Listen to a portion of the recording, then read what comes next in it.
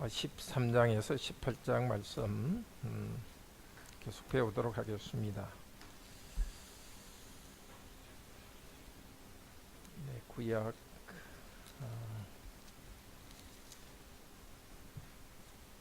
384페이지입니다.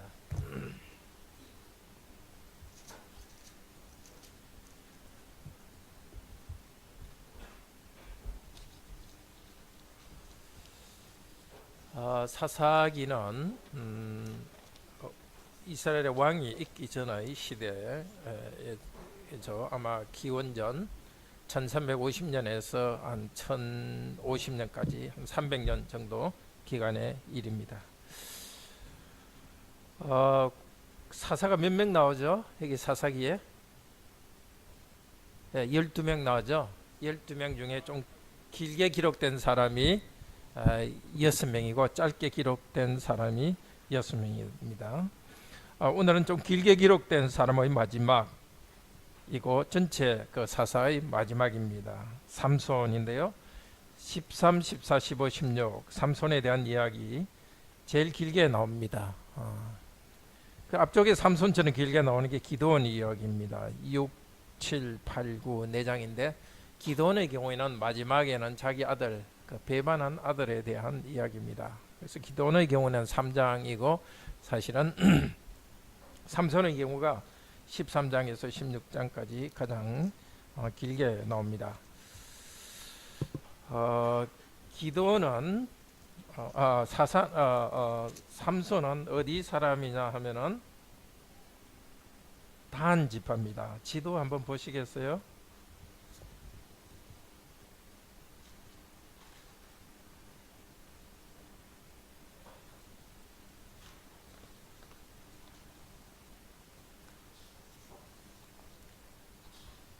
지도 보시면 제일 밑에 유다 사이에 시몬이 있고요. 유다 바로 위쪽에 오른쪽에 베냐민이고 왼쪽에 초록색으로 된 것이 단입니다. 삼손의 고향은 여기 그 유다와 가까운 지역에 있었고요.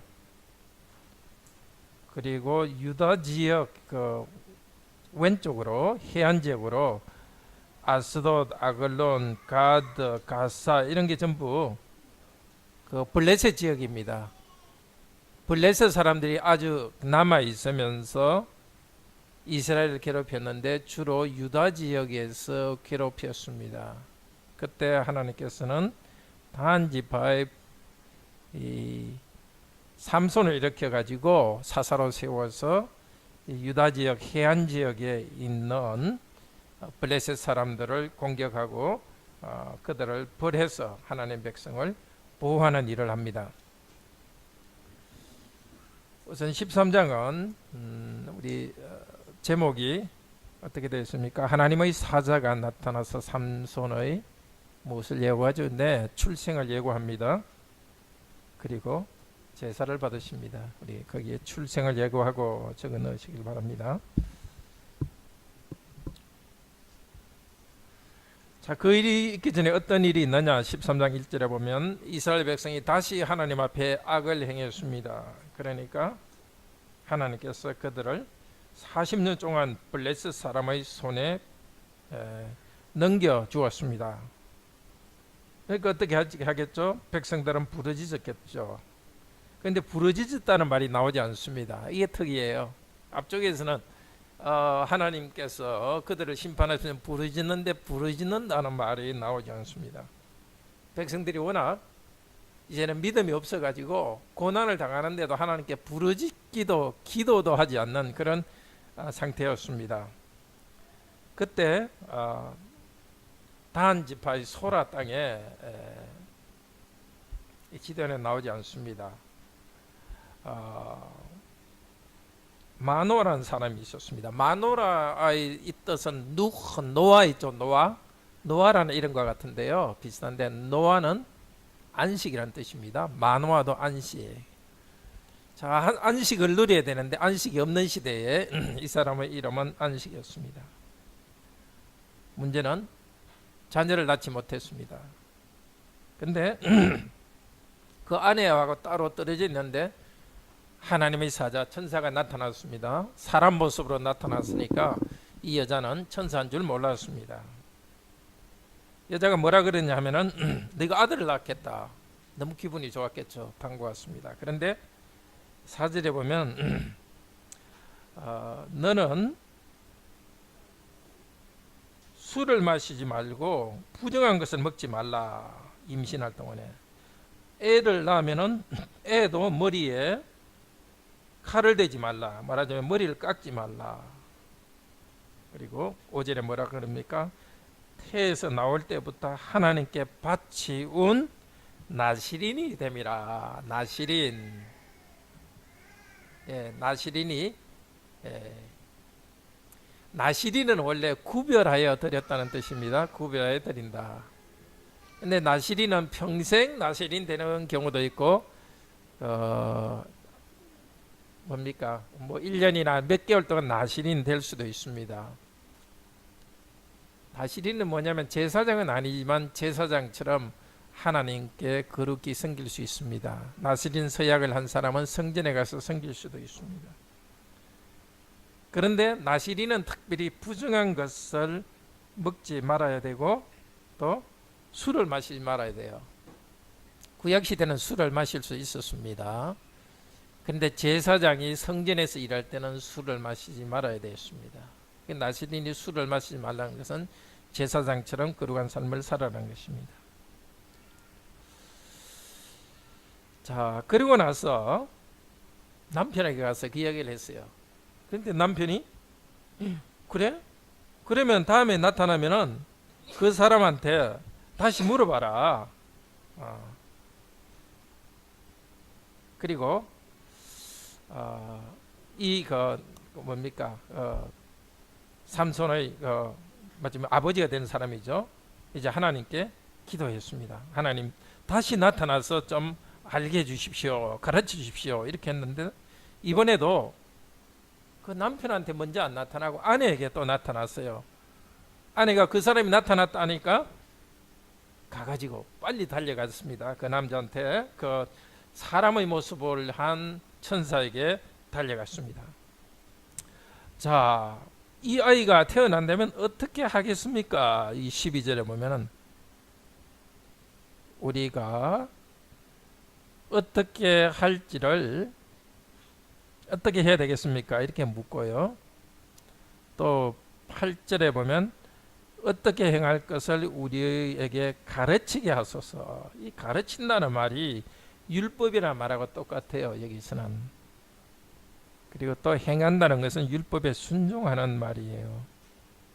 또 14절에 명령한다는 말이 있죠. 그러니까 이 아기가 태어나는 것에 대해서 이야기한 천사와 서로 말하는 것은 뭐냐? 하나님의 율법에 대한 것을 묻고 있어요. 하나님 율법을 지키지 못하고 하나님 말씀을 어기고 있는 이 시대에 어떻게 하나님 율법을 적용할지를 말하고 있습니다. 그런데 이 마누아라는 사람, 남편이죠. 자, 이제 제가 당신을 위해서 먹을 것을 가지고 오겠습니다 하고 먹을 것을 가지고 왔습니다. 그런데 그 천사가 뭐라 그럽니까? 사람의 모습을 하고 있는데 16절에 보면은 번제를 준비하려거든 여호와께 드려라. 사람인지라고 대접하려니까 여호와께 드리라 이렇게 했습니다. 가져와 가지고 이제 그 염소 새끼 하나 하고 또 떡을 가져와서 그 사람에게 주었습니다. 그런데 바위 위에 놓았습니다. 그런데 어떻게 하죠?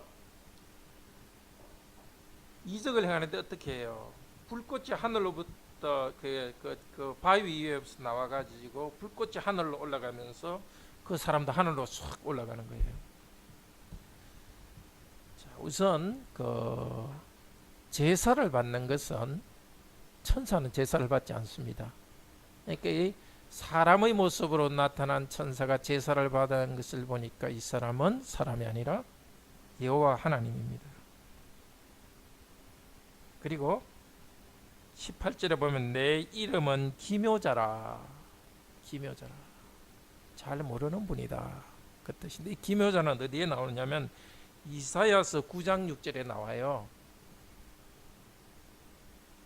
하나님의 아들이 세상에 태어날 것을 이야기하면서 예언하면서 그 이름은 기묘자라 이야기했습니다.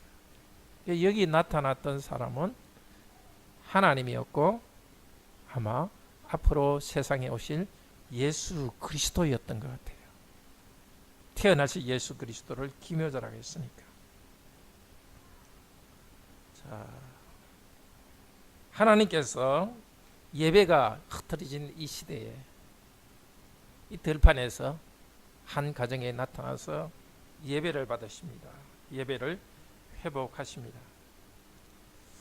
그때 이 남편은 깜짝 놀랐습니다. 이제 우리가 하나님을 보았으니까 반드시 죽을 것이다. 그러니까 23절에 아내가 뭐라 그럽니까? 만약에 여호와께서 우리를 죽일 것 같으면 아까 죽이지 않았겠느냐. 번제와 소제를 받았으니까 우리를 죽이지 않을 것입니다. 아내가 남편보다 신앙이 더 분명하고 판단을 잘 합니다. 아마 그래서 천사가 남편에게 먼저 나타나지 않고 아내에게 먼저 나타났는지도 모르겠습니다. 지금도 항상 가정에서 아내가 남편에게 순종해야 되지만은 그렇다고 해서 아내가 남편보다 지혜가 없는 것은 아닙니다. 많은 경우에는 아내가 더 영적 분별력이 있고 남편들은 아내 말 잘 들어야 됩니다. 자, 근데 하나님께서는 이 이스라엘 백성에게 새로운 일을 시작하기 위해서 먼저 이 예배를 받으십니다. 기도원의 경우도 마찬가지였죠. 기도원을 부르실 때에 사사로 부르실 때 기도원에게 예배를 제사를 받으시고 예배를 먼저 해보겠습니다. 자, 우리들에게도 하나님 말씀대로 하지 않을 때 인생에 괴로운 일이 많이 생깁니다. 하나님께서 힘든 일을 일어나게 하십니다. 그 어려운 일을 풀기 위해서는 열심히 일한다고만 되는 것이 아닙니다. 먼저 예배를 회복해야 됩니다. 24절에는 그 아이가 자랄 때 하나님께서 복을 주셨다. 그리고 마하네단에서 여호와의 신이 삼손에게 임했다. 성령이 삼손에게 감동하기 시작했다고 합니다. 여기 25절에 나오는 감동하기 시작했다는 것은 성령의 감동이라는 것은 여러 가지 단어가 있는데요. 여기서 감동했다는 뜻은 괴로워했다는 뜻입니다. 성령께서 오셨을 때 삼손은 하나님의 백성이 이렇게 이방인에 의해서 괴롭힘 당하는 것을 괴로워하고 있었습니다. 성령께서 일하실 때 우리에게 주시는 것이 항상 기쁨만이 아닙니다. 잘못된 하나님 백성이 당하는 고통, 죄를 보고 괴로워하는 것이 성령께서 오시는 것의 한 증거입니다. 자, 삼손이 이제 사사로서 일을 했다는 것은 여기서 나오지 않고 15장 제일 뒤에서 나옵니다. 그 사이에 무슨 일이 있느냐? 14장 제목 삼손의 첫 번째 블레셋에 대한 과로안의 승리라고 적읍시다. 적었어요? 승리.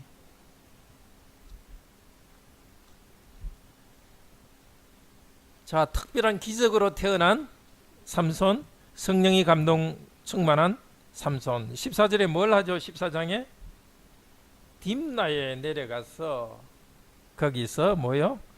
블레셋 딸 중 한 여자를 보고 올라와서 부모한테 내가 블레셋 여자를 아내로 데리고 오겠습니다. 이게 있을 수 있는 일이에요. 보통 하나님 백성도 이렇게 이방인과 결혼하면 안 됩니다.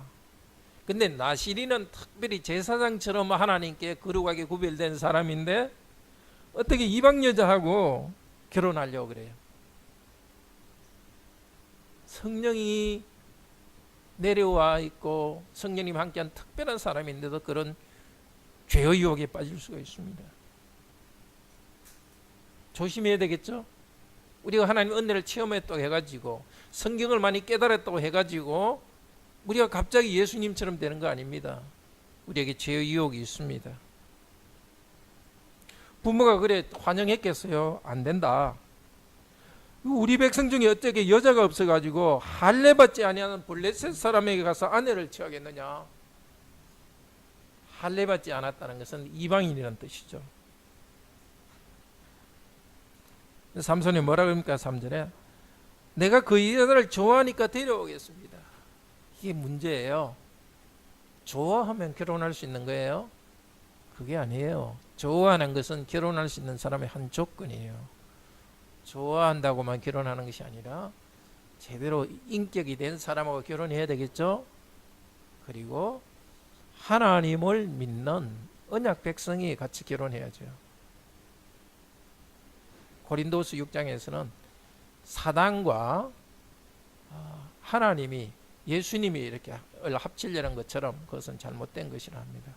아무리 착해도 예뻐 보여도 하나님 믿지 않는 사람은 그 안에 죄가 있고 죄의 문제를 스스로 해결하지 못합니다. 죄의 가장 중심은 이기주의입니다. 그 이기주의가 가득 차 있기 때문에 아무리 하나님 믿지 않는 사람이 예뻐 보이고 친절해 보이더라도 정말 자기를 부인하는 그런 사랑은 할 수 없습니다. 그런데 4절은 이렇게 말합니다. 블레셋 사람이 이스라엘을 관할한 거로 지배했기 때문에 삼손은 치려고 했고 4절 끝에서는 이 일이 여호와께로부터 나온 것을 삼손의 부모는 알지 못했다. 참 특이하죠, 그죠? 분명히 이방인과 결혼하면 안 되는데도 이방인과 결혼하려는 삼손의 뜻이 여호와께로부터 나왔다. 여호와께서 어떤 일을 한다 하실 때 두 가지 뜻이 있어요. 하나님께서 어떤 일을 기뻐하시면서 일을 할 때가 있어요. 예컨대 아주 힘든 자기보다 조금 세상적으로는 조건은 안 좋지만 믿는 사람이라는 이유 때문에 결혼을 하려고 한다. 그건 참 하나님이 기뻐하시는 일이에요. 그 여호와께로부터 나온 일이에요. 근데 이 삼손처럼 하나님의 뜻대로 하지 않고 나쁘게 일을 하고 있는데 그 나쁜 생각을 품고 있지만 그것을 통해서 하나님께서도 좋은 일을 이루는 것, 그것도 여호와께로부터 나온 거예요. 하나님이 섭리 가운데 더 좋게 만드는 거예요. 그러니까 하나님께서 당신의 일을 이루는 것을 갖다가 우리가 잘못된 쪽으로 나아가는데도 그걸 통해서 하나님께서 당신의 일을 이룬 데가 있어요. 이걸 잘못 알면 어떻게 생각하느냐? 아마 나는 어릴 때 세례받고 세례교인이니까 내가 아무렇게나 살아도 하나님이 사랑한다면 결국 하나님께서 나를 하나님께로 돌아오게 하시겠지. 이렇게 나쁜 마음을 품을 경우가 있어요. 물론 하나님께서 돌아오게 하시겠지만은 엄청나게 매를 맞고 엄청나게 고생할 거예요. 이 삼손의 이야기가 그렇게 돼요. 지금 하나님께서 불러주셨기 때문에 사명은 다하도록 하나님께서 끝까지 하시지만은 하나님 원하지 않은 방법으로 하니까 엄청나게 지금 고생할 거예요. 비참하게 인생을 끝내면서 하나님이 일을 합니다. 그래도 부모 말 듣지 않고 블레셋으로 내려갑니다. 내려가다가 사자를 만났는데 그때 여호와의 신이 6절에 보면 크게 삼손을 감동하셔서 사자를 찢어 죽이게 했습니다. 자, 그리고 이제 내려갔습니다. 그리고 그 여자 집에 가서 아주 기뻐했고 결혼한 다음에 다시 자기 집에 돌아왔습니다. 부모도 가지 않고 결혼한 다음에 그냥 돌아왔습니다. 취하려고 다시 가더니 그 결혼을 한 건 아니고 일단 다시 한번 보고 다시 올라왔습니다. 부모님한테 돌아왔습니다. 내려갈 때 사자를 몸을 찢어놨는데 올라올 때 보니까 그 안에 사자 몸에 꿀이 있는 거예요. 그리고 이제 10절에 보면 부모님께 올라왔습니다. 부모님한테 올라와서 다시 이제 부모님을 데리고 결혼식 하러 내려갑니다. 결혼식을 한참 하는데 블레셋 사람 30명이 남자들 30명이 결혼식에 친구로 초대되었습니다. 삼손이 수수께끼를 내죠. 무슨 수수께끼? 자, 몇 절에 있죠? 14절입니까? 먹는 자에게서 먹는 것이 나오고 강한 자에게서 단 것이 나왔다. 수수께끼 마치면 내가 너희들한테 옷 30벌과 겉옷 30벌 줄 거고 못 맞추면 너희들이 나한테 줘야 된다. 어떻게 맞춰 이거? 며칠이 지나도 못 맞추고 7일째가 되었습니다. 하루 남았습니다. 그때 삼손의 아내가 계속 조릅니다. 그러니까 말해줘 버렸어요. 강한 자는 사자요, 단 것은 꿀이다.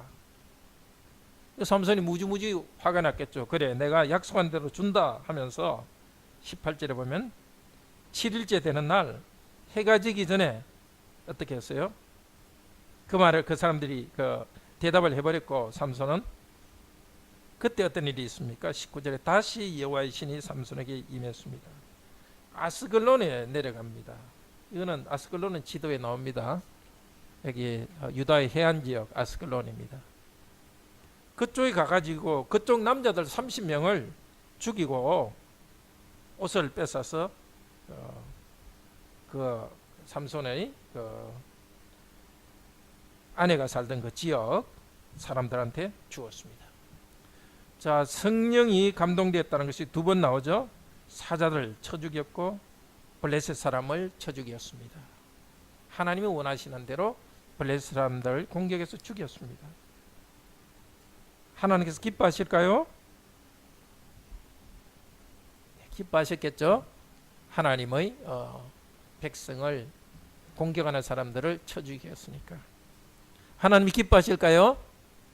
기뻐하지 않으셨죠. 잘못된 결혼을 했기 때문에 기뻐하지 않으십니다. 그리고 수수께끼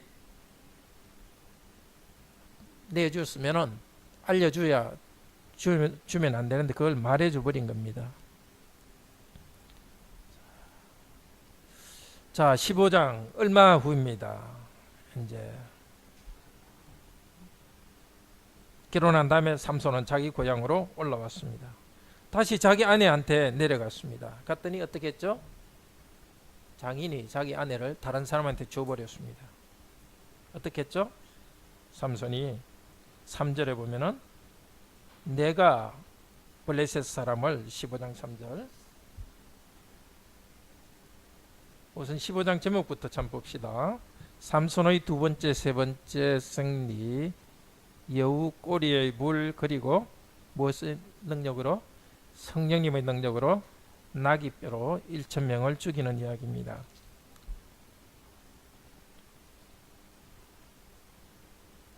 (3절에) 허물이 없을 것이다 이렇게 말하고, 그리고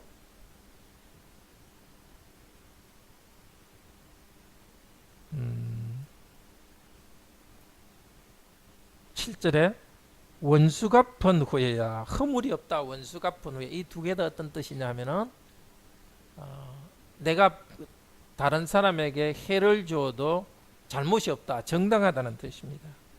그러니까 삼손은 이제 자기 장인이 자기한테 잘못했기 때문에 블레셋 사람들을 죽여도 정당하다고 생각할 수 있었습니다.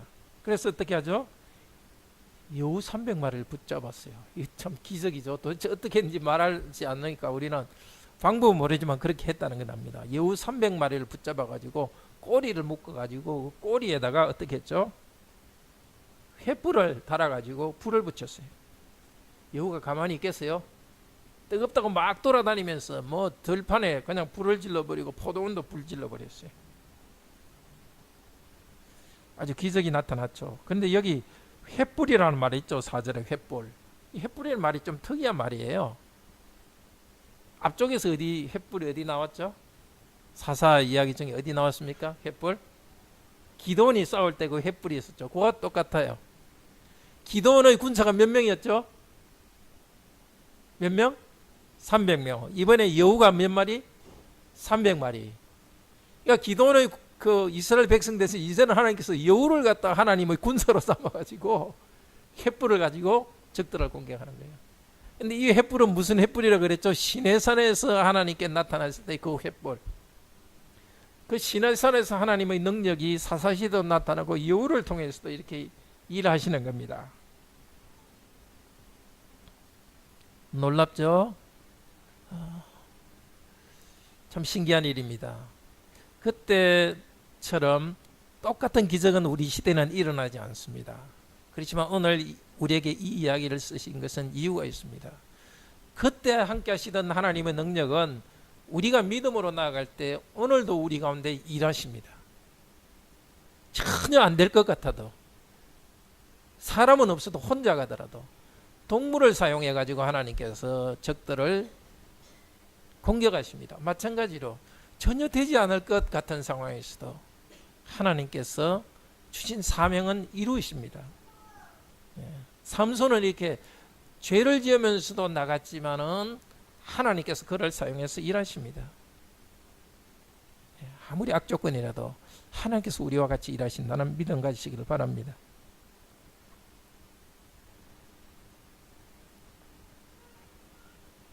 그런데 이렇게 하니까 삼손이 이렇게 여우를 가지고 곡식을 막 들판을 갖다가 완전 파괴하니까 블레셋 사람들이 삼손 아내와 장인을 갖다 불태워 죽여버렸어요. 그러니까 삼손이 다시 그 블레셋 사람들을 많이 죽였습니다. 이런 갈등, 블레셋 사람의 장인이 삼손 아내를 다른 사람한테 주고, 또 블레셋 사람이 삼손의 장인과 아내를 죽이고, 이런 갈등이 참 슬픈 일이지만 하나님은 섭리 가운데서 그 가나안 족속을 심판하시는 그 일을 계속하고 있습니다. 하나님 백성을 공격하는 가나안 백성을 심판하는 일을 하고 있습니다. 그리고 나서 이제 19절에 보면 삼손은 도망갔습니다. 자기 고향 단으로 도망간 게 아니라 유다 땅으로 도망갔습니다. 유다 땅 어디로 갔냐면은, 어디로 도망갔다 하죠? 에담이라는 곳에 도망갔습니다. 에담은 베들레헴 있죠? 베들레헴 서쪽으로 한 3.5km 정도 되는 겁니다. 굉장히 동쪽으로 도망갔죠. 그러니까 블레셋 사람들이 이제 삼손을 죽이러 올라왔습니다. 유다 지역으로 왔겠죠. 그런데 유다 지역 사람들이 뭐라 그럽니까? 오히려 삼손을 잡아서 블레셋 사람들한테 주려고 합니다. 화가 나서 삼손은 힘도 세니까 자기 동족 유다와 싸울 수도 있었겠죠. 싸우지 않았습니다. 그 이스라엘 백성이 그때 얼마나 믿음이 약했는지 11절 보십시오. 삼손 보고 뭐라고 이야기합니까? 너는 블레셋 사람이 우리를 관할하는 줄 알지 못하느냐.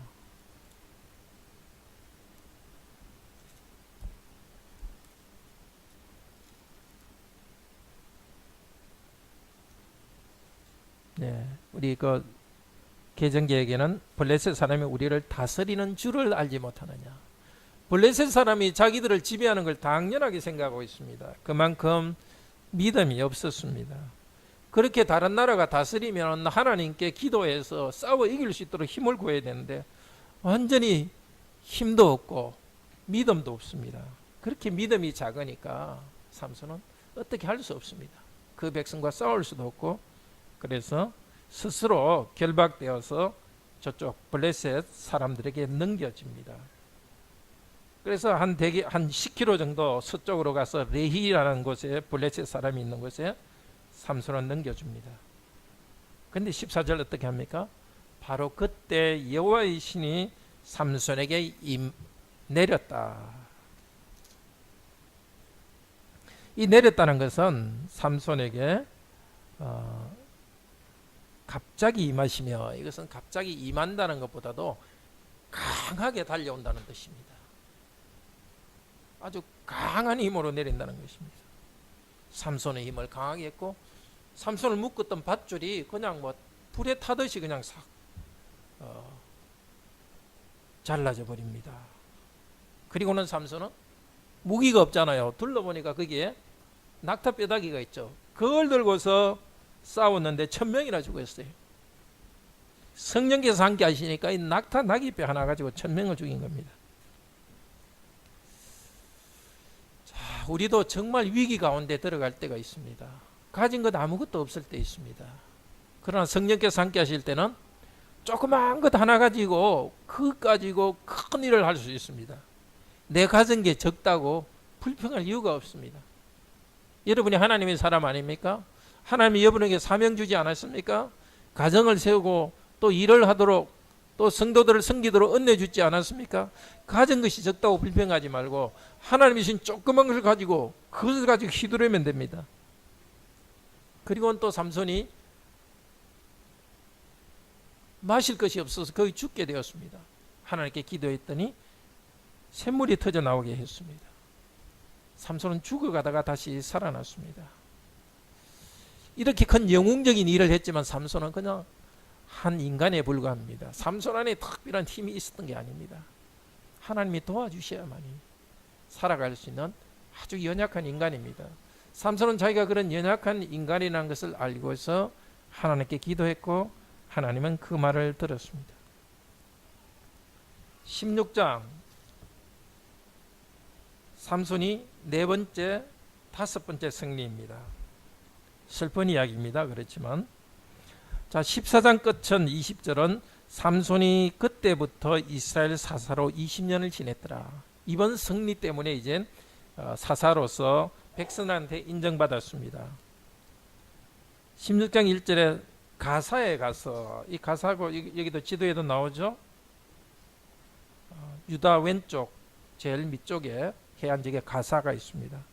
그곳에 가서 기생 창녀가 또 결혼해서 또 하룻밤 자고 올라왔어요. 그 여자 문제 결국 해결하지 못하고 자꾸 죄를 짓습니다. 블레셋 사람들이 삼손을 죽이려고 밤에 지키고 있었는데 어떻게 했죠? 밤에 일어나가지고 성문하고 그 성 옆에 있는 그 성문의 그 문을 닫는 옆에 설주 있죠. 설주하고 성문 빗장을 전부 다 빼가지고 들고 온 거예요. 삼손이 못 가도록 막아놓은 그걸 다 들고 온, 그렇게 힘이 세웠습니다. 삼손의 세 번째 여자 4절입니다. 이제는 소렉에 있는 들릴라라는 여자와 사랑에 빠졌습니다.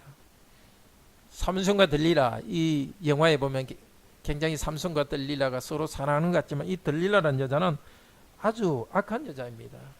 처음부터 삼손을 은 1,100개에 팔려고 한 사람입니다. 그 블레셋은 5 지도자들이 있으니까 지도자로부터 은 1,100을 받으면은 3,300이나 되는 굉장히 많은 비싼 돈을 받기로 했습니다. 자, 이게 3,300은이 이 정도라면 어느 정도냐? 얼마예죠? 기억하세요? 110?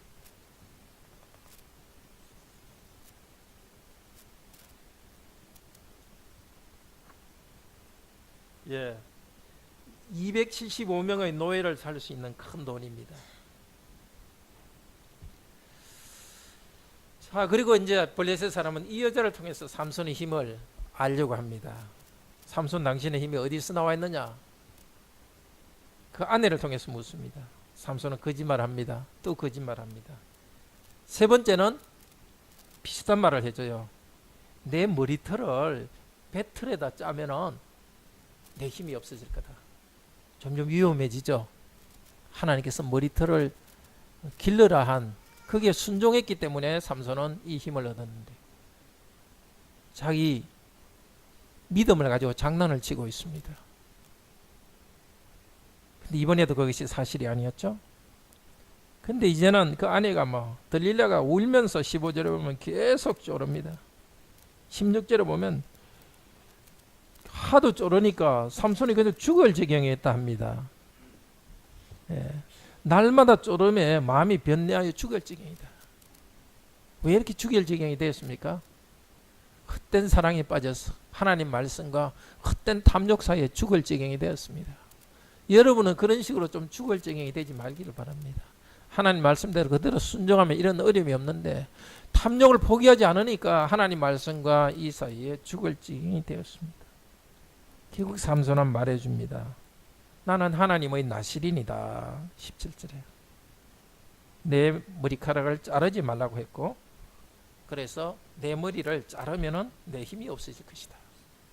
머리카락 자체에 신비한 힘이 있는 것은 아닙니다.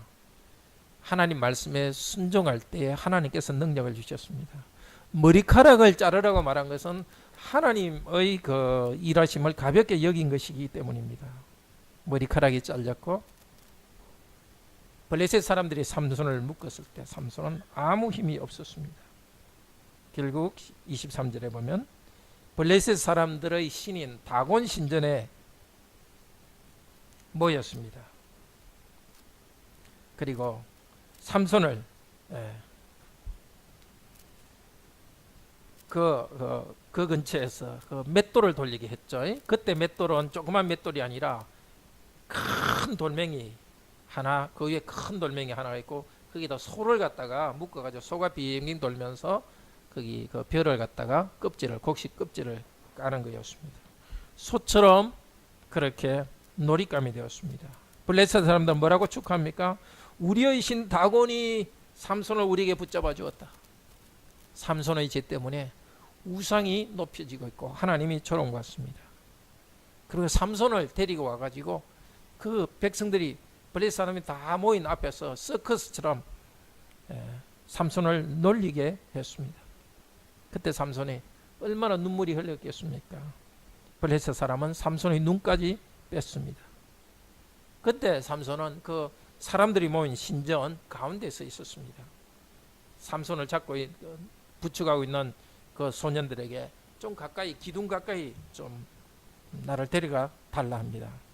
그리고 28절에 삼손이 여호와께 부르짖어 가로되, 삼손이 앞쪽에서 물이 없을 때 부르짖었는데 그때는 승리 후에 부르짖었습니다. 그런데 이제는 너무 비참한 한테 부르짖습니다. 여호와여 구함나니 이번만 나로 강하게 하여 주소서. 그리고서 기도한 다음에 기둥을 양쪽 손으로 쫙 밀었더니 그 큰 그 물이 쫙 무너졌습니다. 삼손이 살아있을 때 죽인 사람보다도 그때 죽이면서 죽인 사람이 더 많았습니다. 삼손은 그렇게 살살아서 20년 동안 지냈습니다. 삼손의 이야기, 오늘 우리에게 두 가지를 말하고 있습니다. 첫째는 하나님의 백성이 부르짖지 않을 때 삼손 혼자서 부르짖고 하나님의 큰 일을 행했습니다. 좋은 지도자였습니다. 그러나 두 번째 생각할 것은 하나님이 세우신 사람은 큰 일도 해야 되지만 동시에 하나님을 향한 성품이 올바라야 된다는 것을 알 수 있습니다. 하나님을 위해서 큰 일을 하는 것은 은사로 일한다 합니다. 하나님을 향한 바른 성품은 성령의 열매라 그럽니다. 바른 성품이 없었지만 하나님께서는 삼손을 사용하였습니다. 그러나 히브리서에서는 삼손은 믿음의 사람이라고 합니다. 그렇게 약한 것이 있었지만은 삼손은 믿음으로 나갔습니다. 믿음으로 나갔지만 이렇게 넘어졌습니다. 넘어졌지만 그런 믿음으로 하나님의 나라를 일했고 칭찬받는 사람이 되었습니다. 우리는 삼손보다도 더 나아야 되겠죠. 예수 그리스도께서 이 땅에 오셨으니까. 한편으로는 하나님 주신 사명을 다하고 업적을 내기를 바랍니다. 그러나 그 성적인 문제 하나 해결하지 못해서 하나님 일을 하면서도 비참하게 인생을 끝내는 그런 사람이 되지 말고 하나님의 사람으로서 성품이 성장하기를 바랍니다. 다 같이 기도합시다. 감사합니다. 오늘 삼손의 이야기를 보면서 하나님께서는 어두운 시대에 지도자를 세워서 하나님 백성을 위해서 싸우게 하시는 것을 보았습니다. 그러나 하나님께서 성령으로 은혜 주실 때에 그 은혜를 가볍게 하면서 잘못된 길로 간 그 삼손처럼 비참하게 인생을 끝내지 않게 하소서. 하나님이 주신 일을 해서 많은 성과를 내면서도 동시에 하나님의 사람으로서 인격이 더욱더 다듬어지게 하여 주소서. 주 예수 그리스도 이름으로 기도드립니다. 아멘. 함께 예배 준비하겠습니다.